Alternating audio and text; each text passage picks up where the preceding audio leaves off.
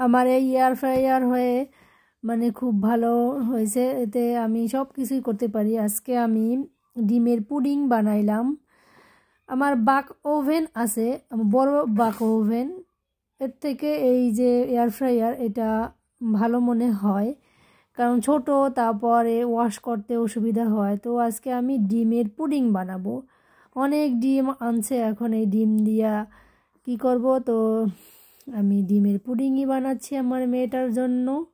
মেয়েটা আবার পুডিং খায়, তো আমি 4-5টা ডিম নিয়ে নিলাম। ডিম দিয়ে আমি পুডিং বানাবো। ডিম, দুধ, একটু তেলও দেব, কারণ ডিমের কাঁচা গন্ধটা আসবে না তাহলে।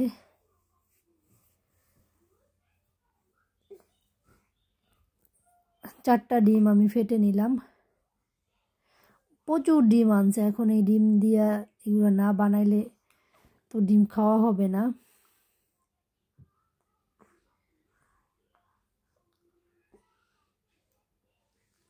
এখন এর সাথে আমি দুধ মিক্স করব।